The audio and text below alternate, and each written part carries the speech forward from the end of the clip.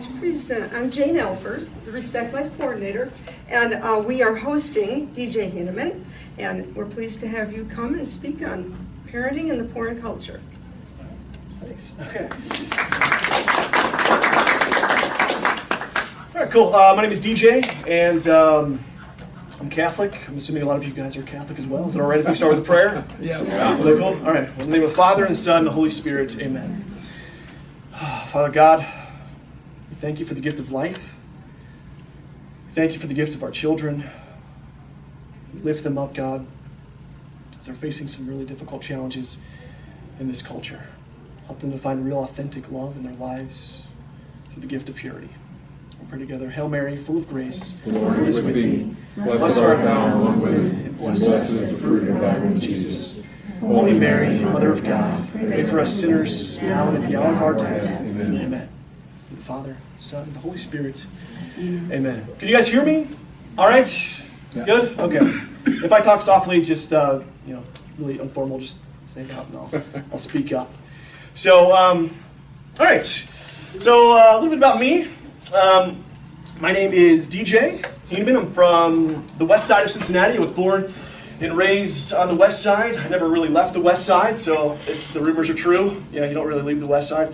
I went to St. Antoninus Grade School. I went to Elder High School. I went to the University of Cincinnati. Never left Cincinnati. I'm married. We got several children, 4-year-old, 2-year-old, and 8-month-old, all boys. And so we got little kids, little problems. How many people have teenagers in here? Teenagers? Okay. This is exciting. Okay, cool. So you're in the thick of it. I like it. All right. So I'd like to start off with a really good quote from St. John Paul II. He said, "Man cannot live without love. He remains a being that is incomprehensible for himself. His life is senseless if love is not revealed to him. If he does not encounter love, if he does not experience it and make it his own, if he does not participate intimately in it. This, as has already been said, is why Christ the Redeemer fully reveals man to himself." And so, I work for Pregnancy Center East. I'm the director of chastity education there, and I speak to thousands of kids every year. I've been so blessed to be doing this for almost 5 years now. And we go to area grade schools, high schools. I've been privileged to travel around the world. I went to Belize last year, spoke to about 1,000 kids down there, and I've been some other places around the country. And I've kind of noticed that universal theme that a lot of us are missing out on love. And that quote just rung out to me of man cannot live without love. His life is senseless without it. And so a lot of kids out there, they're missing the boat, right? Because we're constantly distracted. And one of the biggest things I think is playing into this is pornography in the culture. And so we're going to be talking about some awkward topics tonight, so like pornography, chastity, those kind of things. And there's a secular organization called Fight the New Drugs. Anyone ever heard of this? Okay. Yeah, so they sell t-shirts, and one of their slogans is, "Porn kills love." And I think they just hit the nail right on the head. Porn kills love. And so we have to talk about it. And so let's talk about it. A little bit more about me. Before coming and working at the Pregnancy Center, I used to be a firefighter and a paramedic at a Corrine Township Fire Department. I was also a high school science teacher. Taught some inner city schools. Got any teachers in here? All right, yeah.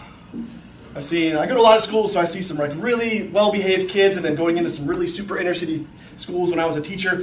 I remember one time, got punched in the face by a kid. You can't punch him back as a teacher. You could think about it. But firefighting, I got to do some really cool stuff. I was a paramedic. I got to do things like, put needles in people's arms, shock people's hearts, do CPR. One thing that not a lot of people know about is something called an intraosseous infusion, and that is quite literally where we have a power drill, and we take the power drill, and in order to administer life-saving medication, we take the power drill and drill directly into someone's bone.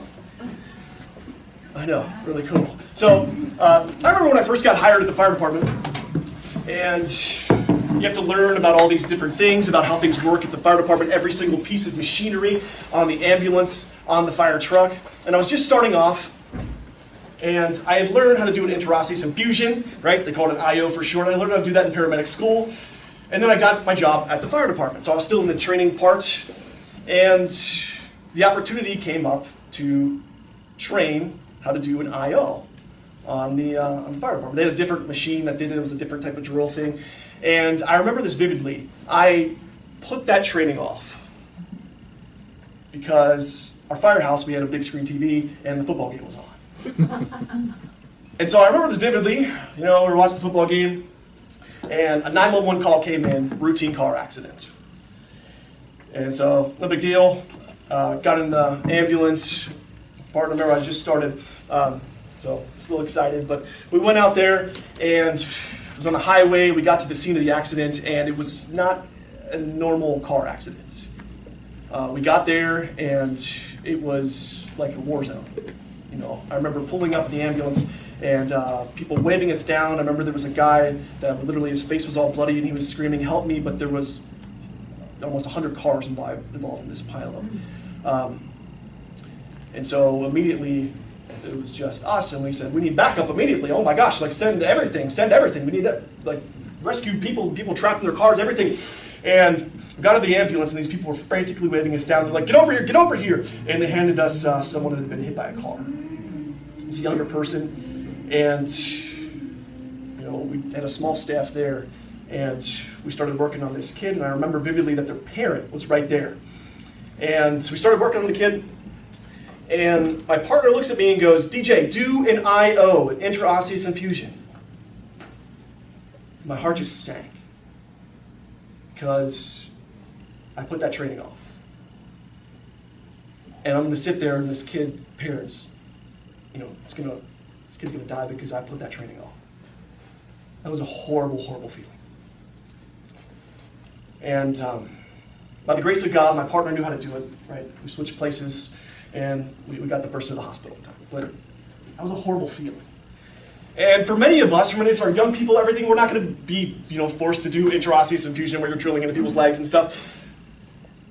But we are required to love. To really love.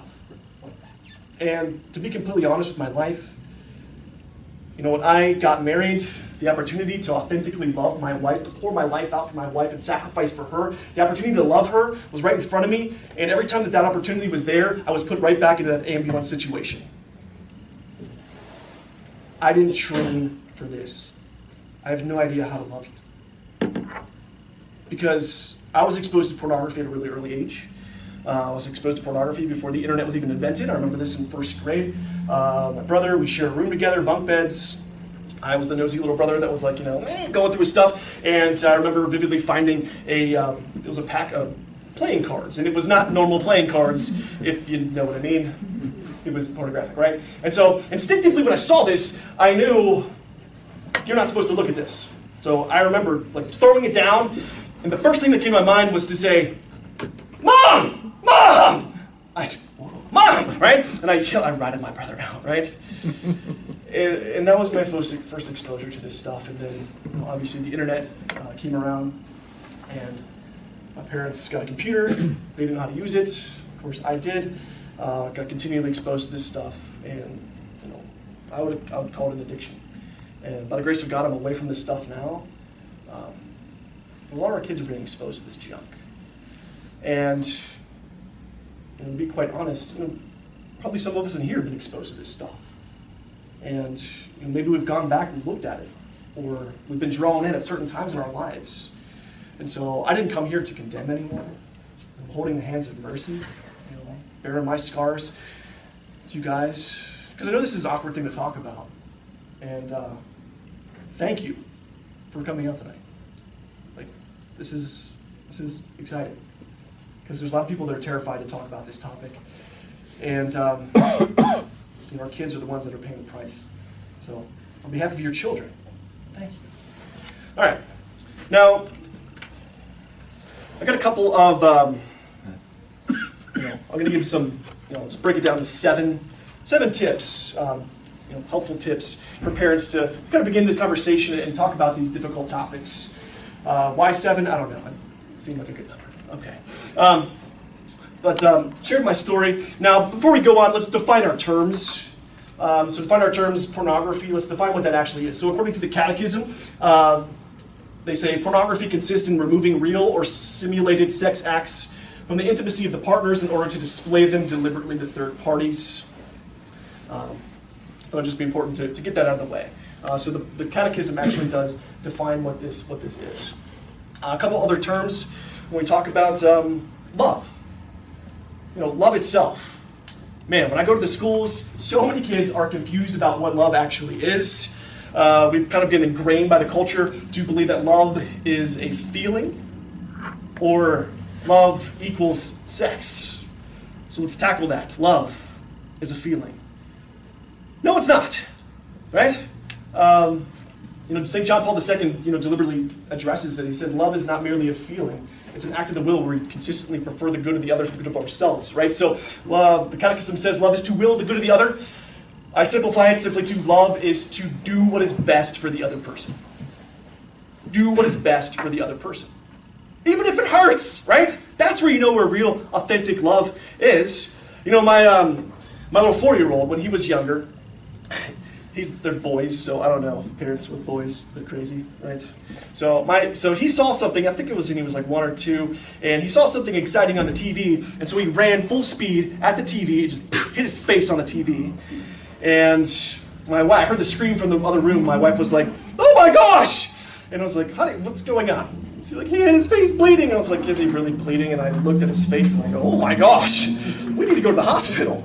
And so he cut his face open, and she was like, "He's bleeding all over the carpet." And so we got to the hospital, and the doctor in the ER looks at my kid's face and goes, "Oh, he's going to need some stitches." I was like, "Well, yeah, duh."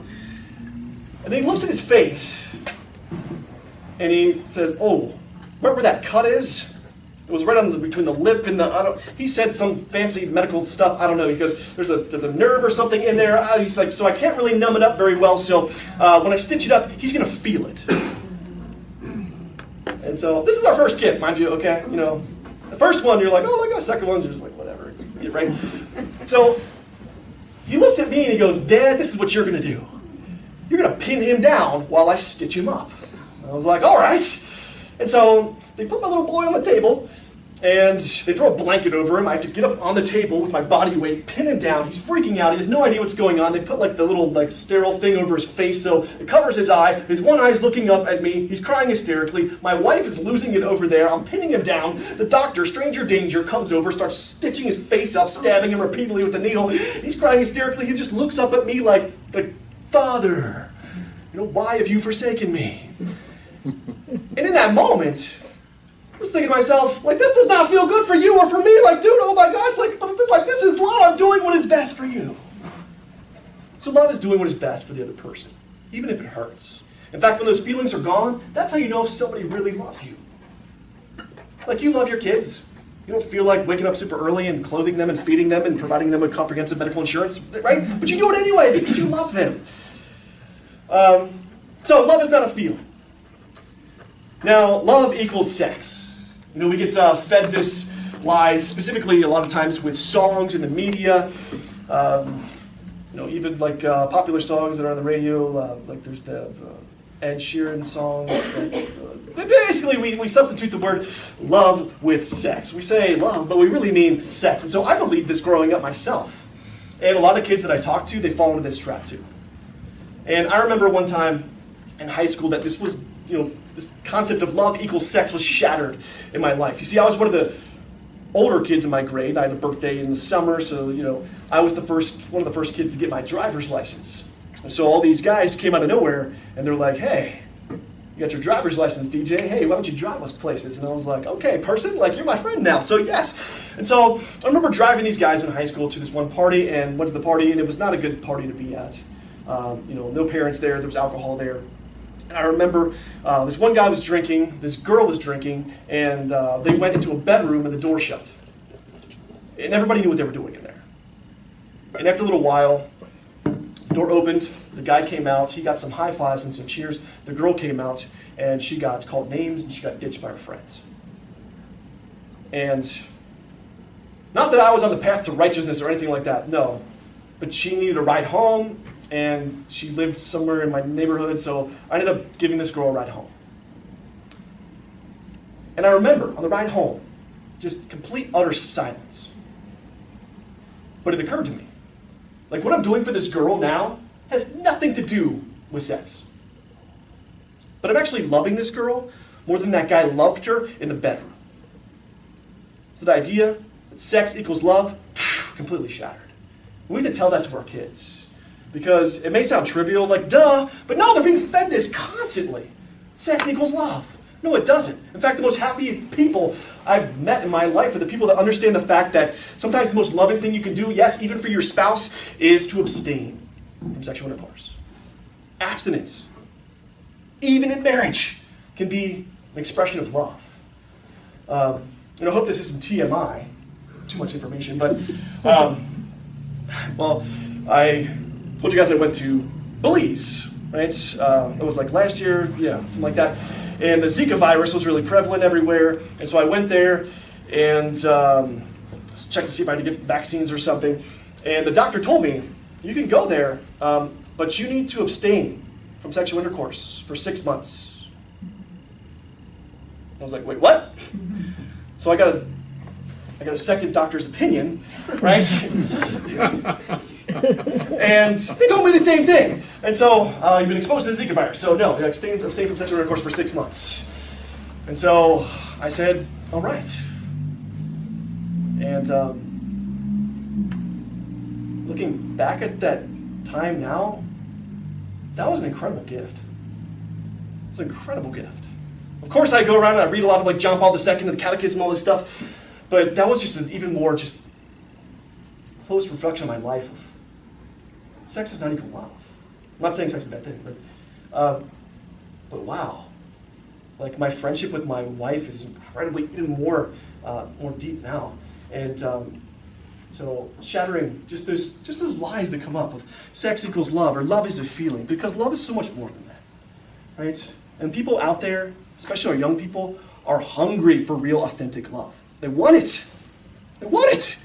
Right? I go to some schools and I talk and, they're like, people always ask me, they're like, hey, you go in there, you talk about chastity with these kids. How's it going to go? Like, right? They throw stuff at you. They freak out. No. People are hungry for real, authentic love. They've been lied to by the culture. And especially with our young people, they hate being lied to. They can smell a rat from a mile away. And so, let's talk with our kids.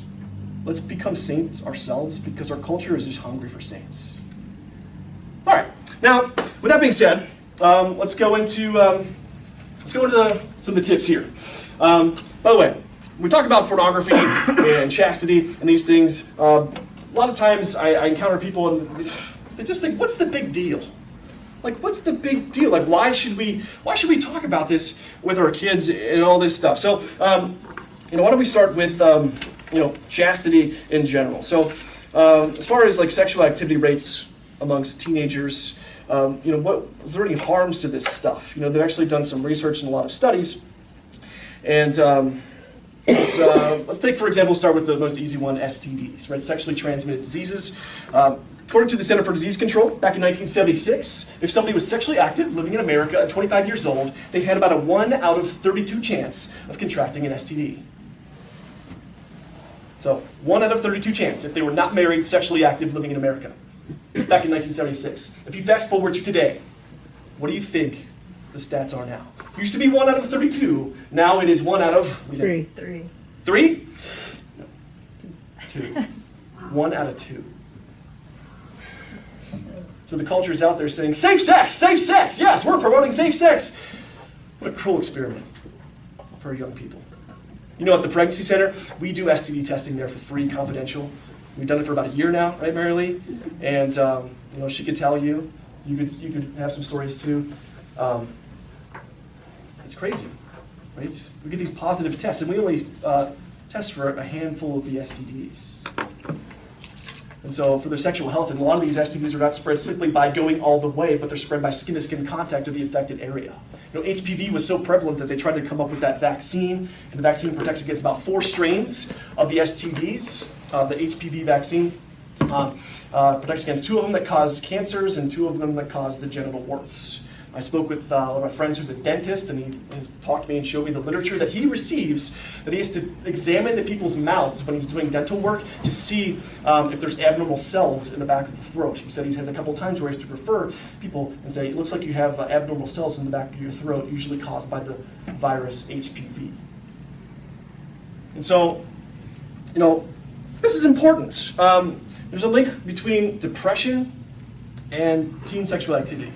There was a American Journal for Preventative Medicine, amongst a bunch of other medical journals, that were actually recommending for medical professionals that if a teenage girl comes into your medical practice and says that she is sexually active, you need to immediately start screening her for preemptive signs of depression, because it's almost immediate.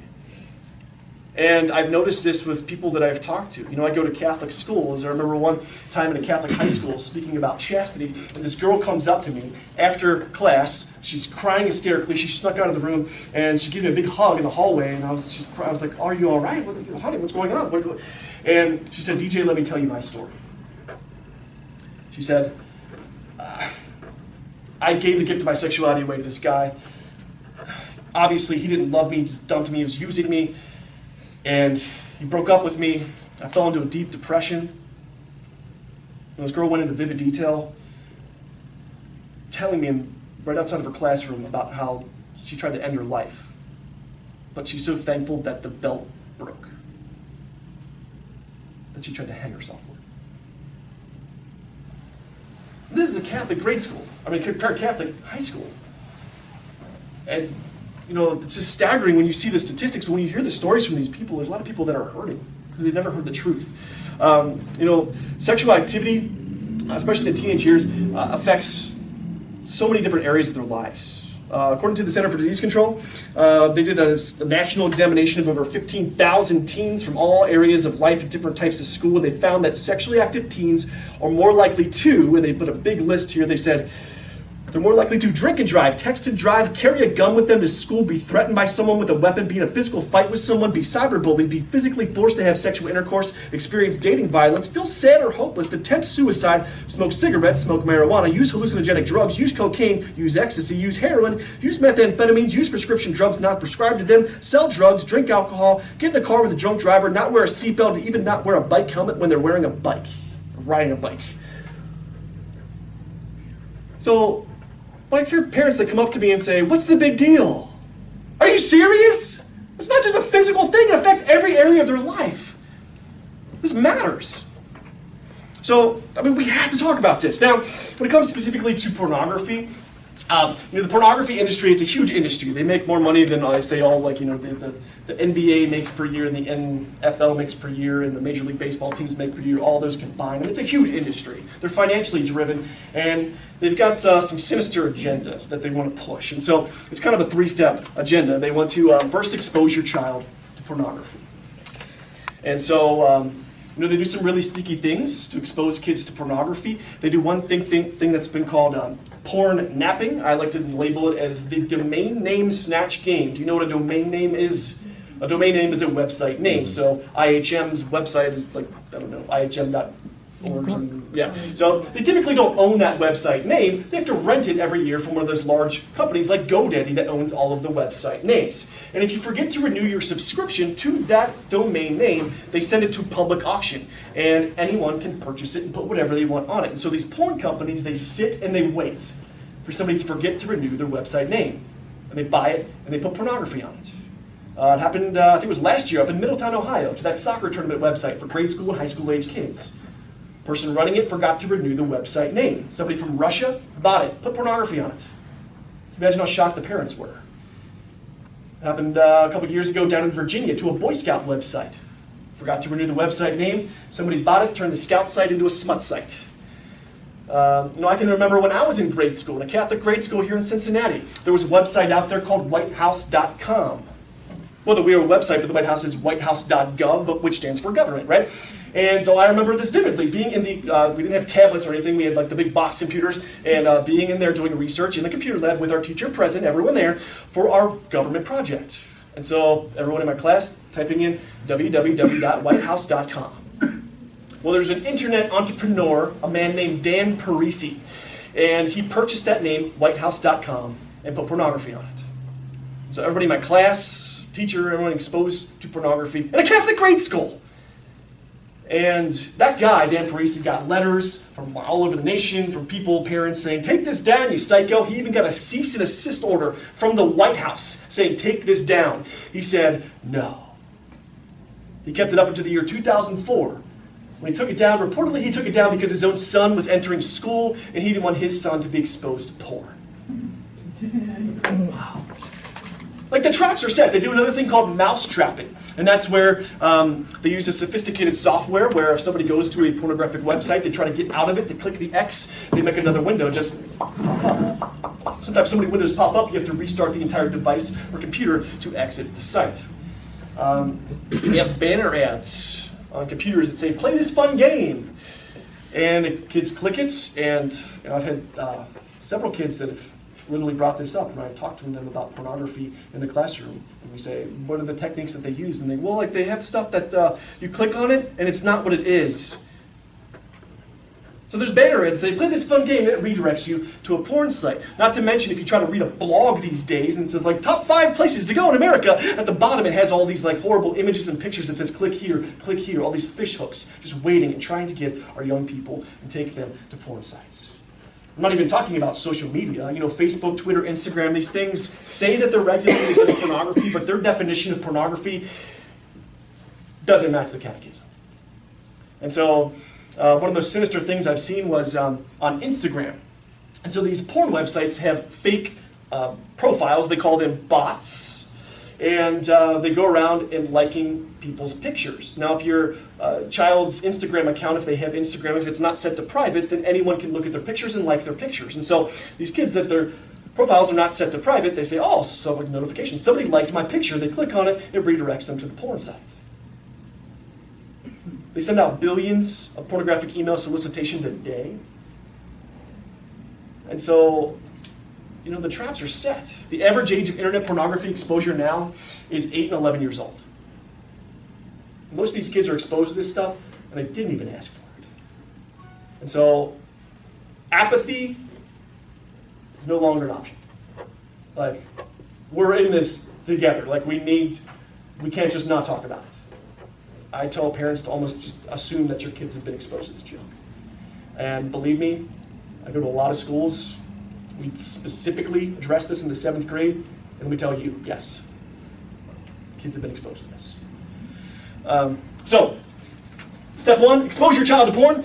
Step 2, normalize porn use. And obviously step 3, profit. Now, that may sound weird. Normalize porn use. Like, what are you talking about here? Like, everybody knows that that's like a taboo thing. Well, they're trying to make it not taboo. And so, specifically, one of the most profitable, it's the largest porn company, porn website in the world. It's called Pornhub. And what they've done is they've launched these national campaigns with billboards. They had a billboard up in New York City's Times Square. They put a billboard campaign across the U.S. And they had their slogan, which is, all you need is hand. And it's a spoof off of the old Beatles song, All You Need Is Love. And they went so far as to hiring a choir outside of this billboard, and they videotaped it, and they hired them and put spoof lyrics and to the tune of All You Need Is Love, and they sang, All You Need Is Hand. The same website actually offered a scholarship, college scholarship to people. Let's see if I can read what's actually on here. This is the verbiage that they say. They say, Pornhub very much takes this to heart, in that we work hard to help make millions of people feel happy every single day. In turn, we would like to help support the recipient of the first annual Pornhub Cares Scholarship to realize their goal of doing the same. They're trying to portray themselves as a philanthropical organization. They actually launched this thing called Pornhub Cares, and they donate money to charity, based upon what type of video people are watching during a certain month. They actually are some new endeavor that they launched. I think this was last year on the Pornhub Cares agenda is sex education. A porn company is attempting to be sex educators for young people. And the site's out there. So, it's almost like we're living in Bizarro world, like saying this. It's like weird, like saying this out loud, but the traps are set. The culture's crazy. If we want to live a countercultural life, and make sure that our kids have real, authentic love and embrace the truths of the Catholic Church, it's going to be tough, right? It's going to be tough. So, all right, here's 7 quick tips for you guys. Now, 7 ones. Now, the first one, prayer. Now, I know what you're thinking when we say prayer. Like you're like, okay, DJ, you are you're a Catholic guy. You're with the Catholic Church. Like they probably made you say prayer, right? So you have to say prayer, or you're gonna get kicked out or something. But no. So many parents say, okay, if your kid's making bad decisions or whatever, do this, read this book, do this, but and if all that doesn't work, then your last line of defense, pray. That should be the exact opposite. The first thing that we should be doing for our children is prayer. Prayer. And doing our best to introduce them to God. Because for most of my life, not to bash my parents, but the only time that I heard the name Jesus Christ was, when my dad stubbed his toe or something, right? Yeah. Yeah. So, our kids, do they hear us pray? And so a couple prayer tips that we could use. The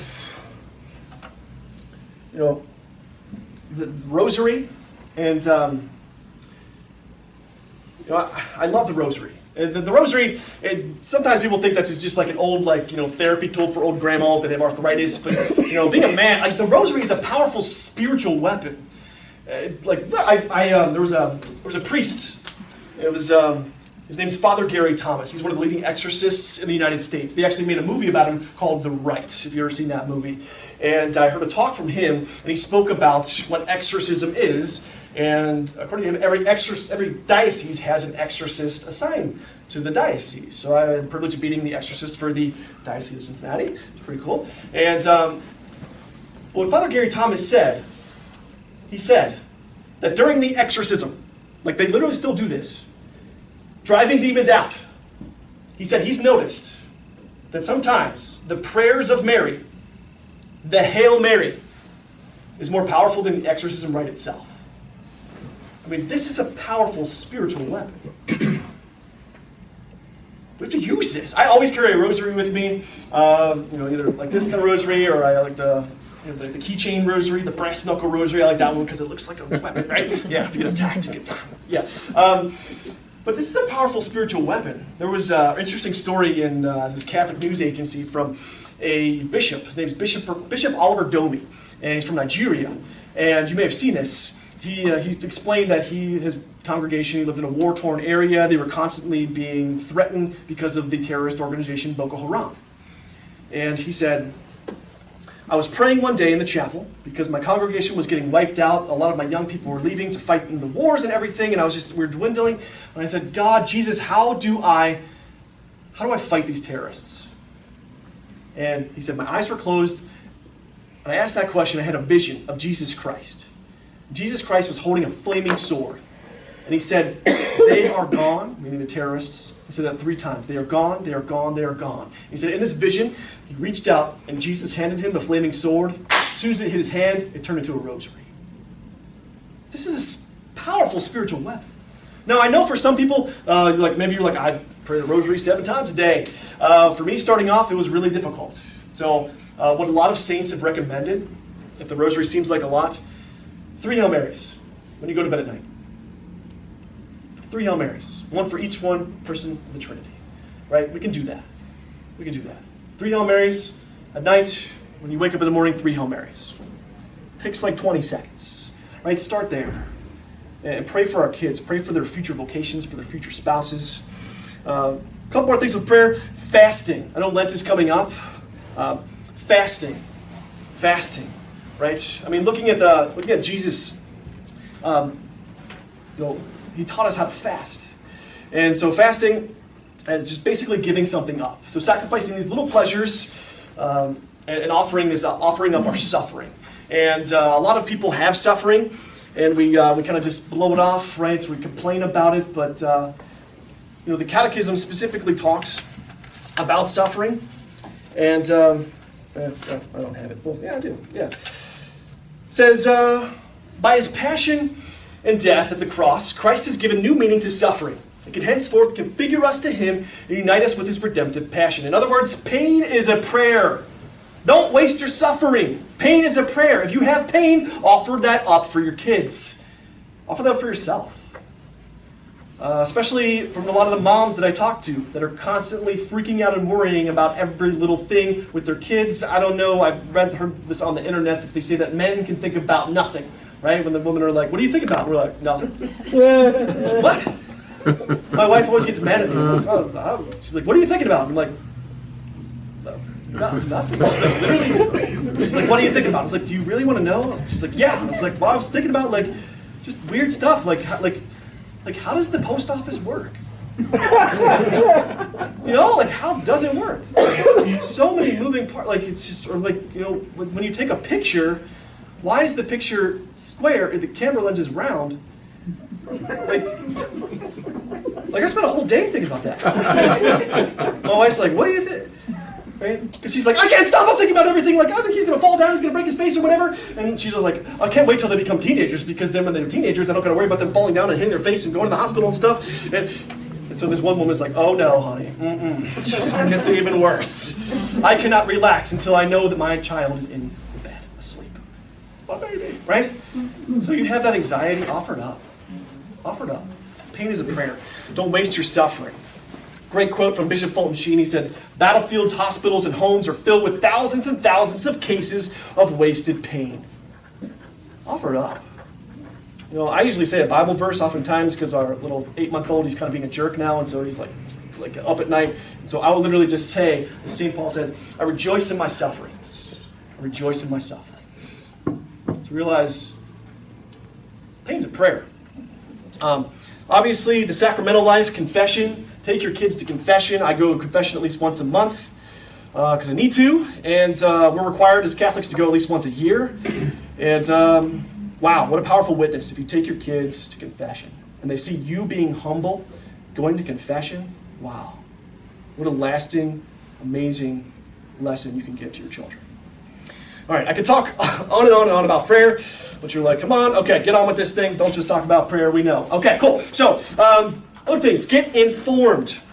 Get informed when it comes to the science behind how this stuff works.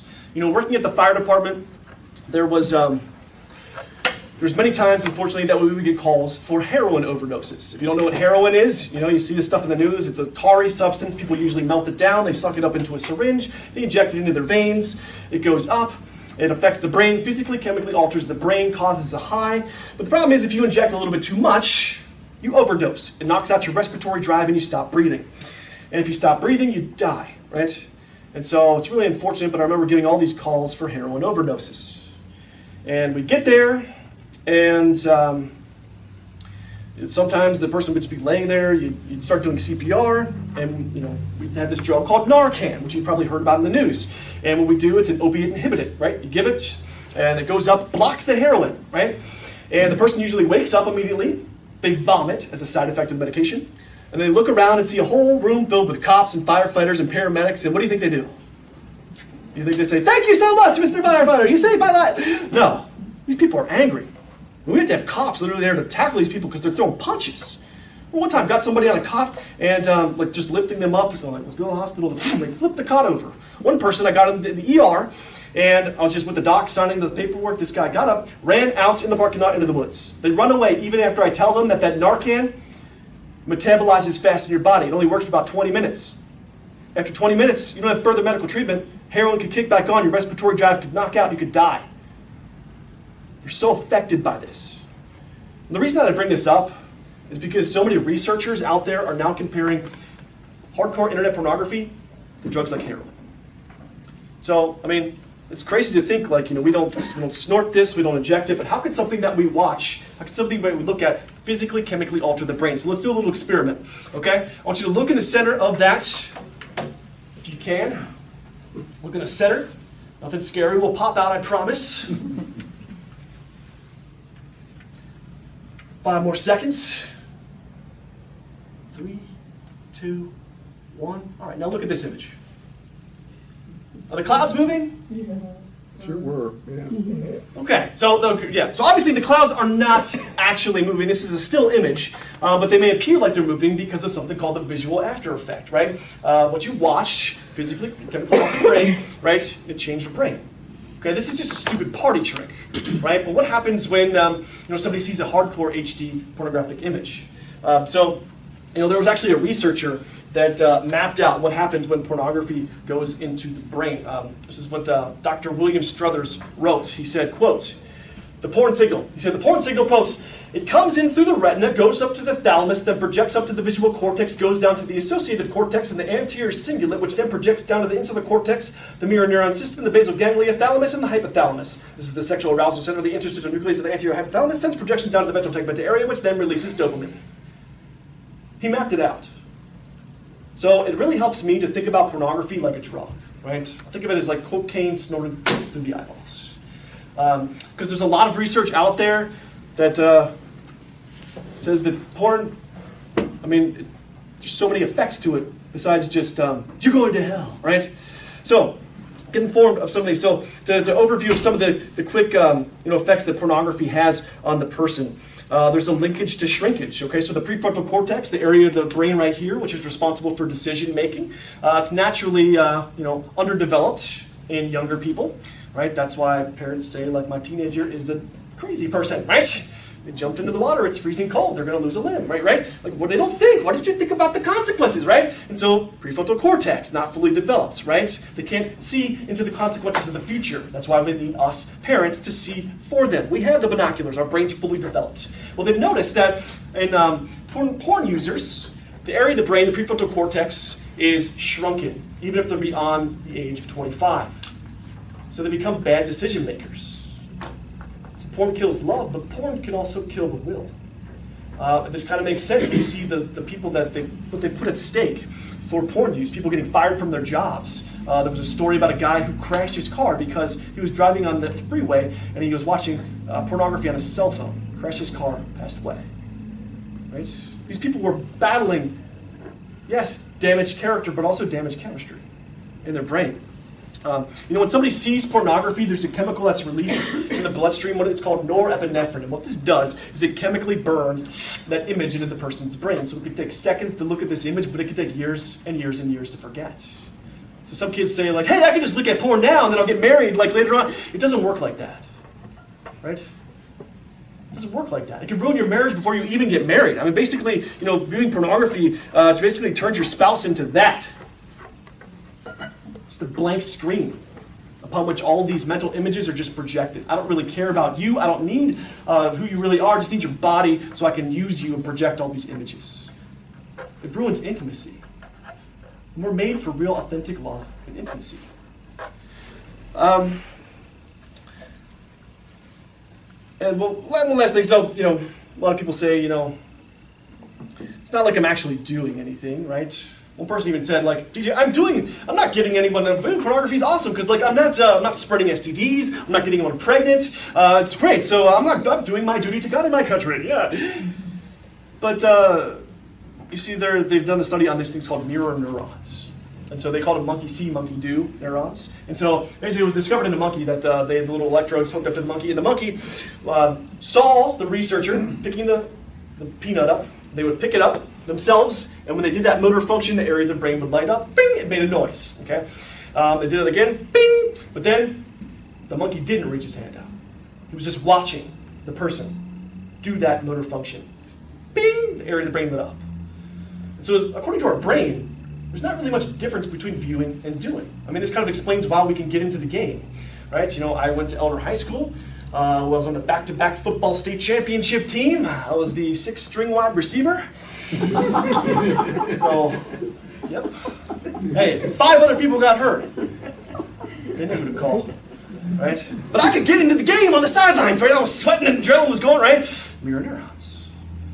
I was also the kicker for the team, which is like the worst position ever. People either don't know who you are or they hate you. Yeah. So, if your kid's thinking about being a kicker, don't do it. Okay. But that's why people, I guess that's why it kind of makes sense when Jesus said, you have heard it said, that you should not commit adultery. But I say to you, anyone who looks at a woman lustfully has already committed adultery in his heart. It's almost like Jesus was talking about mirror neurons. Right? Now, let's move on. So, tip number 3. Speak clearly and speak often. Speak clearly and speak often. So, talk to them. Talk to them. People say, like, the talk should just be one talk and then they're good for life. No. Right? They've always related it to, like, if someone wants to be an engineer, they don't just get one engineering talk. No, they go through years and years and years of training, right? I'm not going to drive on the bridge from that person. Just got the one talk. And so sexuality affects so much more of our lives. Every part of our, spiritual everything. So it has to be thousands and thousands of conversations with our kids. God bless my dad, but man, I got 5 words for him. 5 words. So what was I left? Google, okay? Like friends. And so what's best for your kid. And don't you give me the excuse of, they're not going to listen to me. Are you serious? They're not listening to me. I talk to them. They don't even take their eyes off the TV. They're playing the video games, talking to them, right? No, they're listening to you. So the National Campaign to Prevent Teen Pregnancy, they continually do an annual study. The one that was from last year, I think they interviewed over 15,000 teenage kids, and they asked them, what is the number one influence that influences your decisions on sexuality? What's the number one influence? Friends. You can imagine. Friends, right? TV? Nope. Overwhelmingly, number 1, parents. Blew it all the other answers out of the water. This is not just a fluke thing. This happens every single year. You can go online, Google National Campaign to Prevent Teen Pregnancy, right? It's amazing. You guys have the power. You're already the number 1 influence. So have that boost of confidence. They're listening to you. They're listening. They might never let on that they're listening to you, right? The thank yous will come 20 years later or whatever, right? When they have kids and they're like, so Mom, Dad, you did such a great job. How do I talk to my kids, right? So talk to them, right? Because they are listening. And talk to them about their desires. It breaks my heart because, chastity education it's dear to my heart. It was a lot easier when I was a firefighter because people would ask me, what do you do? And I'd be like, I'm a firefighter. And they'd be like, thank you for your service or whatever crazy stuff. I don't save you or anything, right? But now when they ask me, what do you do? And my job title is chastity educator, right? That comes up in social situations. It's kind of awkward, right? They don't say, thank you for your service anymore. It's just weird, right? But just talking to them about their desires, because a lot of times, chastity education has been done wrong. God bless, this one person came up to me, they're an older person, and they found out what I did, and they were like, I used to go and give some chastity talks to kids back in the day. This is how I would talk to them. He said, I'd go in there in the classroom, I'd put my foot up on the desk, and I'd say, listen, kids, I know what you're doing in your bedrooms, right? And I was like, please don't tell me you did that. Because, no, right? We can't do that. Because that gives the idea that sex is bad. And the church has made some mistakes, believing that sex is bad. But God himself does not say sex is bad, sexual intercourse, right? The classic example is in the book of Genesis, right? God tells Adam and Eve, be fruitful and multiply, right? Peter Craig says, he says that he wasn't saying Adam and Eve, get some fruit and get your calculators out, right? No, he was talking about sex. So God does not say sex is bad. In fact, the Catholic Church does not say sex is bad. The Catholic Catechism, right, the teaching book of the Church, read that thing. It's awesome. It's free online, right? They have paragraphs in there about sex. They literally say, if a chaste union of a married couple engages in sexual intercourse, it is noble and honorable. You heard that right. Not bad and evil, noble, honorable. So the idea that sex is bad, I don't know where that came from. Right? We have to nick that in the bud. But just, God didn't say sex is bad. All God said was, here's the boundary.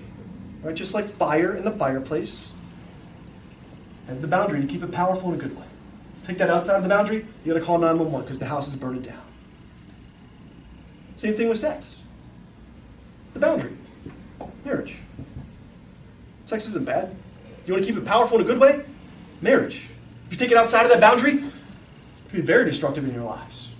I mean, working at a crisis pregnancy center. I mean, we had somebody that came in, they were pregnant, the guy left them, right? They took sex outside of marriage, they didn't know what love was. The girl became so depressed, she took pills, she drank alcohol, she wrecked her car, she walked into our center. The first person she saw, she said, I don't want to live anymore. God knew what he was talking about. He doesn't give us just arbitrary rules. Everything that he gives us is for flourishing. That's a thing that the atheists and everybody they just can't explain. Why does the Christian life lead to human flourishing? When people are burned at the stake, why are they laughing? Turn me over, man. It's ignorance. So why are these saints that are getting brutally, they're happy, right? They have joy. It doesn't make sense, right? God knew what he was talking about. The idea that sex is bad, and the idea that our sexual desires are bad, is really rampant out there. So our sexual desires, one of the easiest ways that I've heard to talk to our kids about their sexual desires is to use the movie Frozen. Has anyone ever seen the movie Frozen? Mm-hmm. Yeah? Okay. It was a Disney movie, right? It's like the closest Disney's ever come to love, right? They have all these like wacky description of love. Like love was like the Cinderella girl, then her shoe fell off, right? So the guy, to find love, he had to like touch all these girls' feet and stuff, right?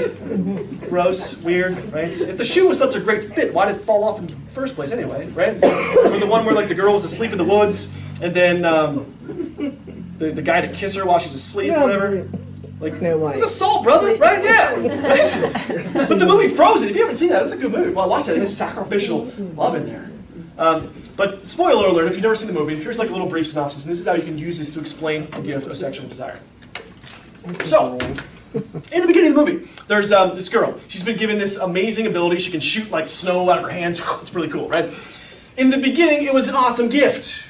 Then she accidentally zapped her sister in the face, right? The fall happened. Then they took the sister and everything. They're like, oh my gosh! They took them to these really old people that are literally rocks that come out. I think that's a symbol of the Catholic Church. And they told them, they healed the girl, but they said, oh, that gift that you have, repress it. She put gloves on, right? There's a song in there, and she says, conceal, don't feel, don't let it show, right? Yeah. And she locks herself in the room, right? And she becomes miserable. The thing gets all like frozen and everything. And finally, it leads to repressing that gift that she had, misery. Then what does she do in the movie, the signature song that they say? She lets it go. Let it go, right? Yeah, she lets it go. And it looks like she sings. I think that's even one of the lyrics. She says, I'm free, right? And then she actually causes an eternal winter. She goes up in the mountains. She builds this big ice castle for herself. It looks like she's free, but it's a false freedom. Because there's a little scene in that movie that you don't see. The icicles in the house slowly start turning inward. So she had this gift. Repressing it made her miserable. Letting it go, doing whatever she wanted, made her miserable. The only thing that ends the eternal winter at the end of the movie is she sacrifices her life for her sister. And they said, oh my gosh, I never thought about it. Love. And then like the summer comes back. And so when it comes to our sexual desires, we have to understand these things. These are not a plague, okay? God gave us the desires, right? We can't repress it. We can't let it go. That's the only two options that the culture gives us, right? But the church gives us a third option, which is love. It's the dignity of the human person. So understanding our nature as being created in the image and likeness of God. God is who? An old man with a beard? Morgan Freeman? God is a Trinitarian person, right? Father, Son, and Holy Spirit, a communion of persons. It's hard to understand the Trinity, but God gives us little things to help understand His identity, right? Like our belly button, right? Why do we have this like weird thing in our stomachs, right? It's like a divot thing, right? Because at one time there was a cord that came out of your body and attached you to another person, your mom. It's almost as if we started life as a communion of persons. Then we lost our cord, now we have this little reminder, right? So think about that. Think about the identity of God. I'm creating the image and likeness of God. It should be the thing that comes to your mind when you're picking a big hairball out of there, or lint, or I don't know, a Cheerio, whatever you got in there, right? In the morning when you're getting dressed. This is a reminder, but also sexual desire. The desire to be with another. We're creatures that are created for communion. That's why we desire union with another human, right? So sexual desire, if you experience that, that means you're normal. It means you're created in the image and likeness of God. Of course, it can be distorted and selfish and everything, but you experience that, that's a reminder of, I'm created in the image and likeness of God. So don't think it's like a plague of like, people tell me like, I become pure, I'm searching for purity, that means I will not have any sexual desire. I'm like, no, that means something's wrong with you, right? If you don't have that. So telling our kids that it's good, it's a reminder of our identity, right? So we have to avoid that repressive talk because it just leads to misery, repression, or they go away to college and they do whatever they want, and that, of course, leads back to misery. Teach them about their identity. All right. By the way, one quick thing that I give kids, because a lot of them get really hung up if they've heard a talk or something, and they talk about sin, and they say, if I have an impure thought, if I just sinned, am I immediately going to HE double hockey sticks? So here's my analogy, okay? So if you have a random, uninvited, impure thought that pops into your brain, have you sinned? No. No. The most holy of people cannot stop a random, uninvited, impure thought from popping into the brain. Okay? I relate it to traffic, right? Traffic out there, you can't stop the car, so zooming by. Same thing with a random, impure thought, just let it go. Where it can become sinful is if like you jump out into traffic and you like stop the car, like stop, right? And you're like, whoa, let me check you out, car, you know? Nice tires, right? Same thing with the impure thought. If you're like, whoa, stop impure thought, let me examine you, right? That's where it can kind of become sinful. But if you have a random, uninvited, impure thought, don't freak out, right? All right.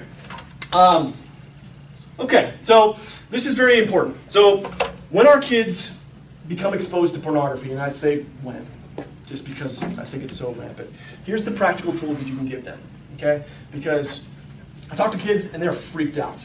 They're like, what should I do? And so here's a 3-step thing that I tell all kids. They can take this to the bank, okay? Very easy. So if pornography shows up, step 1, shows up on the tablet, whatever, turn away, okay? I know this sounds, whatever, but turn away. I mean, even like the devices, like the phone, right? We know how to turn this thing off without even seeing it because seconds count when it comes to viewing these images, right? Because of the norepinephrine and all this stuff. A bunch of researchers wrote this book called Good Pictures, Bad Pictures. Pretty cool. Check it out. They recommend it. They talk about literally it takes seconds. So step 1, turn away. Turn it off, throw a blanket over it, shut it, whatever you got to do. Turn away. Step 2 would be to call it out. The researchers recommend verbally calling this out and labeling it for what it is. Labeling it for what it is. They recommend saying, that's a bad picture. We're Catholic. We can use this a little bit further. We can use that as an opportunity to pray. If this ever happens to me, I have a Bible verse I always use on hand. I usually use Psalm 51. Create in me a clean heart. Just say that out loud. You can just whisper it, or if a random uninvited thing pops in your head, create in me a clean heart. And it's literally what Jesus did when he was tempted by the devil. Quoted scripture, right? Because instead of these big temptations that are out there that are heavy boulders that are just dragging us down to hell, it just completely deflates them, turns them into little light balloons that are dragging us to heaven. The devil hates it. Eventually he'll leave you alone.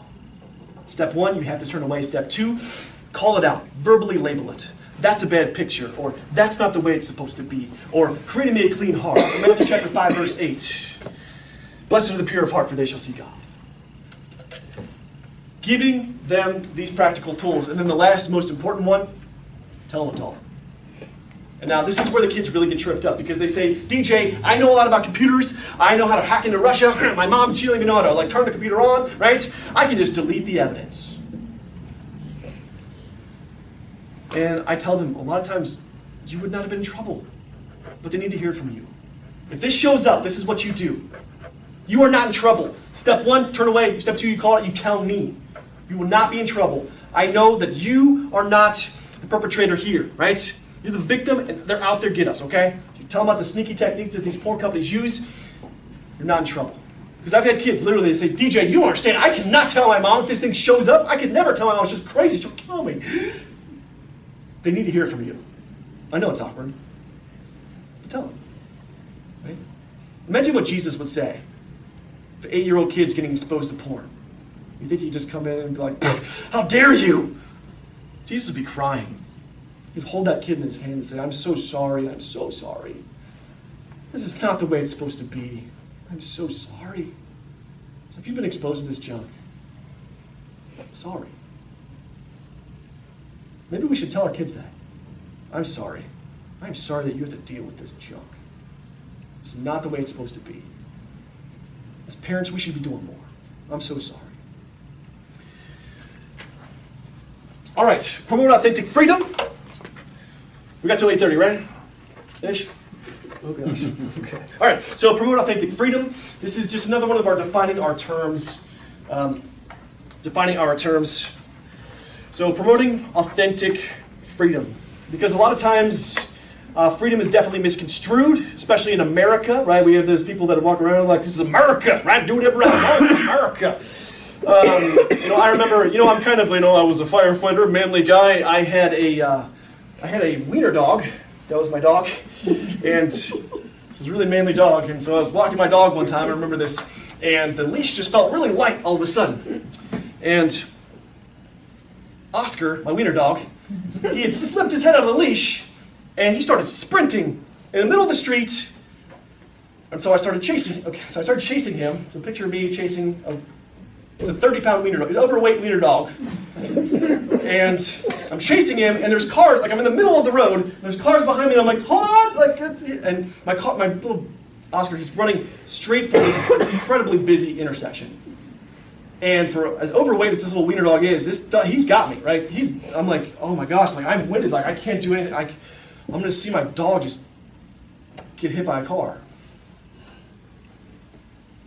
And then out of nowhere, this stereotypical super old grandma lady comes up in her huge boat car. This is the fastest I've ever seen a grandma drive. She pulls up and she goes, get in the car! Don't get in the car with strangers, but I got in the car. And she pulled up, she cut the dog off. The dog was confused. He's like, I've never seen a grandma drive this fast, right? And I picked him up and it saved his life. And so, freedom. I think a lot of times our kids are sold that lie of freedom is just get off the leash, do what you want, run free, right? And they don't have the sight to see that they're running straight towards oncoming traffic. Because freedom is not the ability to do whatever we want. Freedom is the ability to do what is right. And so when it comes to freedom, kids want to break away when they're teenagers. It's natural. They're like little baby chicks that want to hatch out, right? They want to get rid of everything that looks like you, smells like you, and everything, right? They want to be their own person, right? And so we need to provide them with healthy freedoms. Healthy freedoms. I'll leave that up to you to decide what that is, right? When it comes to cell phones, hey, you got a cell phone? Okay. This is like a $700, $800 device. I'll loan it to you. I'm going to put software on here. So accountability software. So one great accountability software, if you've probably heard of this, it's called Covenant Eyes. And I don't work for Covenant Eyes, but if they want to sponsor me or something, that'd be great. But I have Covenant Eyes on my phone. It's amazing. I'm a accountability partner for somebody else for Covenant Eyes. What it is, it works on the computer, on the phone. It's a little affordable thing. It's amazing. What it does is it goes through, it works on the iPhone and all the other devices. It can filter the phone, obviously, but also it takes it's basically a list of every site that person goes to, and that person creates accountability partners. And so, for somebody that's maybe older, they don't need filtering, or they can get around the filter. Well, it'll send you all their internet history anyway. And so they could look at this stuff, but then they know that you know. It's great. You can actually try Covenant Eyes for free for 30 days. They gave me a link. I called them. It's on the Practical Breeder website. I'll put that up there again. But it's great. I don't work for them. I installed this on my phone, and a week later, I got a call from a person that works there, and they're like, hey, I'm just calling to see how things are going. I was like, wow. Wow. So they have amazing customer support, so it's like really easy if somebody's not tech savvy. So that's one that I highly recommend that people make an investment in, especially for cell phones and those things. So if you put that on your child's phone, will they know that it's there? I mean, does it? Yeah, they'll know, right? I mean, I know they'll see the app. So they have a whole bunch of. Do they have to search through that, or do they have to search through the app if you go to Facebook or Instagram? Yeah, and so that's why you can count. turn I have off it on the. You have to search through the app. Yeah. So the they went to iPhone's Safari. yeah, the iPhone's a It's tough one to not there. crack because they have like the other ones, as far as like the Android and those things, a lot easier to install the accountability software. But the iPhone is they take their security very serious, and so what Covenant Eyes recommends is like if they have like social media apps and stuff that you can actually go through and just lock that app, and then they just access that through the Covenant Eyes thing. So There's they would other- access like Google through Covenant Eyes. Mhm, yeah, it's like a web browser.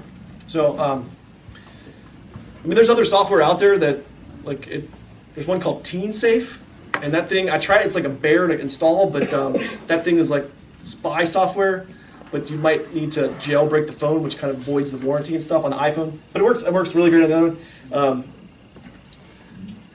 So I put a list of these filters and stuff on the Practical Purity website. There's also something you can do. It's something called OpenDNS. And so what this does is you filter, so like the internet comes in through a router, right? So like the router, right? You have like the wireless router at your home, right? All the internet comes in through this. You can literally filter the router through something called OpenDNS. And I have a video on my website that walks you through that. It's absolutely free. It's offered by these huge corporations. It's completely free. It actually works. It's what like probably IHM or like these big campuses and stuff have, where if like they filter like everyone's Wi-Fi, or like you go to like Panera Bread or something and you try to like go to a bad website or something, it'll like block you. That's what it is. You can have that at your home for free. It's called OpenDNS, and it requires you to just look on your router and see like there's like numbers there, and you just plug it in, and they'll walk you through step by step. That's a pretty neat one. And it's not supposed to slow down your, It's supposed to actually speed it up. right? Yeah, It might actually be faster. yeah. So I don't know if anyone's a computer genius. Are you a computer guy? I've actually used OpenDNS. Yeah. It took a little, you had to get into the wireless router, and change a couple settings, but the documentation was pretty straightforward. Yeah. So, So really involved. Have you heard of Circle? the Disney one, Circle. I haven't been able to like, personally look into that. So I mean, there's a lot out there. I try to just talk about the ones that I've like been able to kind of look at myself. So It's important to look to see Yeah. that they cover the iPhone, the iPhone's the tough one to crack. because Right? many of them are, like you say, are great on Android, but they don't offer it for iPhone. Yeah. And so, I mean, as far as the iPhone goes, I actually put a little video, or actually I put it's just step-by-step like screenshots of everything of how on the iPhone, it's really easy. They have security settings built in if they have an iPhone. You just go to the settings and you can literally like lock apps and say you can't have Instagram or whatever. You can lock websites. It's really easy to do. So I think Apple's trying to push their own security thing so they don't allow the other third-party vendors as much access as the Android devices do. And you said you have that step-by-step stuff on. Yeah, it's right on the, your website. you click on like parents right there, and it'll have just like how to set up easy settings. So I just went through it on my phone and took screenshots and then loaded them up there for you guys to. Apple has its own security built in where you can just go into the settings Yeah, and request privacy from anything offensive, including anything violent if you want to. yeah. So that's where it gets a little creepy because there's apps that kids can download that looks like calculators, and it has a little secret web browser located within that.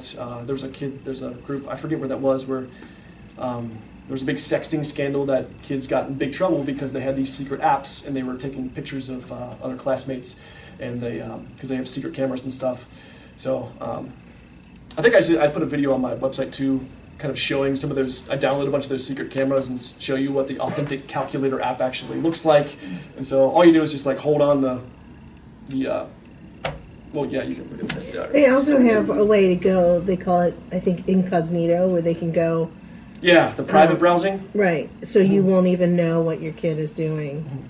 And that's where it gets really troublesome. It's very, it's kind of difficult for some of the social media apps to. So Covenant Eyes, they actually have more access to the to monitor the apps specifically for like the Android. They put something new out there for the iPhone where they can sort of sense. If you open up a VPN, I don't even know what that is, but I have that on my phone, where it tells you if somebody went on on an app that's not the Safari browser, and they may have looked at something that was adult content, but it can't tell you exactly what it was. But on the other Android devices, it has a lot more freedom to get its fingers in there and say they went to this on this website, this particular app.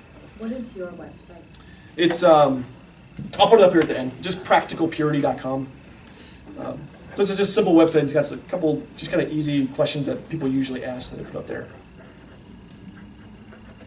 There's one called Custodio, Q-U, Studio, it's all one word.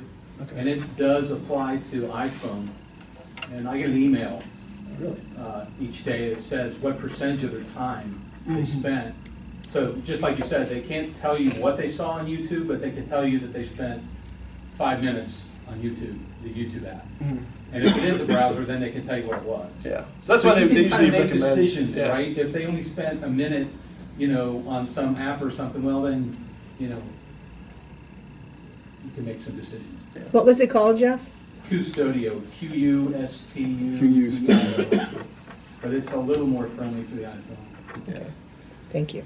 So, the reason that internet pornography has been so successful is they label what they call the AAA engine, right? So you think of like a three-legged stool. It's affordable. Most of the pornography online is free. It's accessible, and it's anonymous. And so what these apps and these services that they're offering for parents, it tries to kick out some of those legs from the stool so it falls over, right? It's no longer anonymous, right? No longer available with filtering. So just like those little types of efforts, obviously can play a huge role. A lot of people don't think about like the video games and other tablets. So like with the OpenDNS, that can filter the video games because a lot of the like the PlayStation and all those things now have internet connections and people have web browsers on there and they can access pornography through those game consoles. So the OpenDNS is a great way to kind of filter some of that junk out. That's the router one. So, let's see, 2 more. We'll buzz through these. So find good friends. Surround them with good friends. I remember, I guess we could maybe end with this story too. Oh, yeah. So I remember there was a story that was out there a couple years ago, real true story about this guy named Aaron Ralston. Right? Aaron Ralston, he was a backpacker, he was an outdoorsman. He went out by himself down in Utah, in the remote canyons of Utah, and he didn't tell anybody where he was going. And they made a movie about him called 127 Hours. If you saw this movie, he was just hiking, and this boulder became dislodged, and he fell down in this crevasse, and the boulder trapped him, crushed his arm. And so he was down there, nobody knew where he was screaming, help, help, help, nobody's around for miles. He tried everything to get the boulder off, right? He tried kicking this thing, he had a little pocket knife, tried chipping away. He was down there for an entire day. Then 2 days. He ran out of water. 3 days. 4 days. 5 days. He realized he's going to die down here in this canyon. So he took his camera out, recorded the video of, Mom, I'm sorry, I'm going to die here. And he had a vision of this little boy. He's not married or anything, didn't have any kids, but this little boy was just fading away. And he knew somehow like he was going to be a father someday. He was supposed to be a father, but the little kid was just fading away, and his future was fading away because he's dying in here trapped. And so if you've seen the movie or you read the book, he had an option: die here or cut his arm off. And so he took a tourniquet, broke both the bones in his arm, took a dull pocket knife that he had without anesthesia, cut his arm off. Didn't end there. He climbed up out of there. I think he did a 7-mile hike, a 70-foot rappel, and eventually was rescued by a helicopter. It's a real true story. Aaron is alive today. He's married. And once you know, he has a son now. And so, a lot of these kids, they have a bright future. They're made for greatness. They see their future just fading away because they're trapped. And one of the biggest traps out there is our friends. Do we have the ability to cut those friends off? Opening up about my brother, I have an older brother, he's about 10 years older, and he, great guy, played soccer, he played music, he was in the elder marching band and everything, but then something happened junior year of high school. He started hanging out with the wrong group of people. Ended up dropping out of high school, made some really bad decisions, got into drugs, and and we buried him last year. So, what happened in his life? Big turning point that I got to see firsthand was the people that he hung out with. So choose good friends for our kids.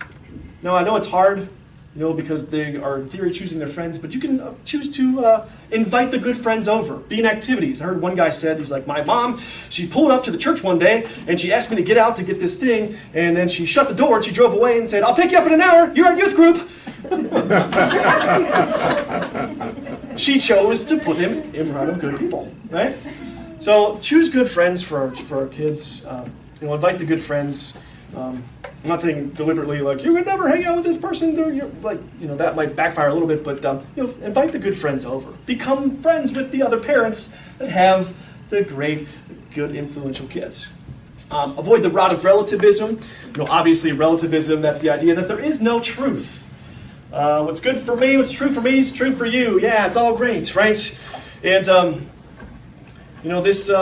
We're kind of living in the dictatorship of relativism is what Pope Benedict XVI labeled it, because they tried to eliminate truth. And this is coming full headway in some of the schools that I go to, dealing with a lot of the identity problems that kids are dealing with. There's those absurd stories out there. There was a woman that believed that she was a blind person born in a seeing person's body. She could see perfectly fine. And so, but she said, I just want to be free because it's true that I'm a blind person. That's who I am. But even though I can see perfectly. So she paid some sketchy person off the internet to come over to her apartment, and they put bleach in her eyes, permanently blinded herself. You can look up that news story. It's online. Now she's free. Or the guy that said, I believe that I was born with no legs. So he cut his legs off. They call it transabled. Working at the fire department with ambulance and stuff, if somebody comes up and they say, I see these animals or whatever, and they're not there, we don't play along with their delusions. That would not be the loving thing. So when it comes to these really difficult things, what's true for them is true for them. It's not, right? Truth. Proclaim the truth. And if you do this, prepare to be crucified, right? Because truth is not only a word, it's a human being, right? It's Jesus Christ. Look how people reacted to him. Right? So be prepared. And then connect with them. The Ad Health study, which is one of the most comprehensive studies out there that they did on young people. They did home studies and everything with over 90,000 teenage kids. I think it was 15 to 24. And they found that the kids that were making really good decisions, the number one factor in everything was it was twofold. I think they had a really solid mentor in their life. It was a faculty member or a coach or something like that. But they also had a serious sense that their parents liked them. Not only loved them, but they liked them. So find a way to compliment your kids. Find a way to compliment them. Take interest in them. Seems crazy to say that, but it's crazy. The most comprehensive studies are saying that. And one other thing that went along with that was the kids that were making healthy decisions, they knew what their parents expected of them. They didn't just say, just be respectful. Because kids don't think in gray, just be respectful. Okay, Mom, I know what that means. They want clear, specific advice. So be specific. All right. And with all this stuff, if you're like, DJ, I've done all these things, but my kid's still making bad decisions and everything, what do I do? What have I forgotten? You've forgotten one thing. You forgot to factor in the free will. Okay? Kids have free will. Just like our Father, people rebel against him. Why? Because we have free will. And so don't give up. Don't give up. Kids have free will. But offer up your sufferings, all that grace that you've set aside for them. Eventually, the hardness of their heart is going to break. They're going to just poke that water balloon filled with grace and it's just going to shower them, and they're just going to it's going to be amazing. So don't give up. That's all I got. I will be around. Oh, actually, okay. So a couple of books to recommend. So obviously, I talked about the good pictures, bad pictures. This one's not specifically Catholic. It's a secular book. It's a good one. This is for young people. It kind of goes through. I've heard parents use this with younger kids. And this one is for ages 9 and up. This is a Catholic book called Wonderfully Made Babies, a Catholic perspective on how and why God made babies. So if you're looking for a way to have the talk through a Catholic perspective, this thing is awesome. I love it. And then we didn't find many things for teens out there, so I actually wrote a book called Plunging Pornography, right, for teens. So to specifically answer those questions, why avoid pornography and how to avoid pornography. So it's broken up. Kids need a lot of sizzle with their steaks, so we had to put a lot of color and images and jokes and stuff. And so it's designed that the parents read this first, and if they have teens, one woman told me, she's like, my kid goes away to college. She's like, they're away to college. I got a couple of these, and I just put them all in bathrooms and dorms. I was like, wow, that's awesome. Okay, I actually have a bunch of these, and if you want to, I'll just scatter them out here. I'll just put the box. If you want to make a donation, I just use it to buy more books. I sell these online. I think they're on Amazon and they're on that website, but they're like, I think they're like $6 or something like that. So, and if you like them, make a comment on Amazon for it. Oh yeah, make a comment. So, so we're working hard. This is actually going to be published now. They just published. They're going to put in a bunch of those kiosks throughout the churches through Integrity Restored. That does that. So I'll put a bunch of things up here. I guess we have. Do you have any questions or comments? Like usually, there's like you guys know more than I do. You're in the thick of it. If anybody has any suggestions on stuff, I guess you can just come up afterwards. I'll be up here and to speak with you guys. But let's end in a quick prayer. In the name of the Father, Son, Holy Spirit. Amen. Father God, again we thank you for the gift of our children. Thank you for the gift of our bodies. Thank you for the gift of our desires. God, help us to always look at them through the lens of love. Pray for our kids, for their future spouses, their future vocations, all those people, all the stuff that they're dealing with. We pray for all those people that have been affected by pornography, the people in the industry. We pray for porn stars. We pray that they can find the value and dignity themselves and pursue you, God, truth, goodness, and beauty. We pray all glory be to the Father, and to the Son, and to the Holy Spirit, as it was in the beginning, is now, and ever shall be, world without end. Amen. Father, Son, Holy Spirit. Amen.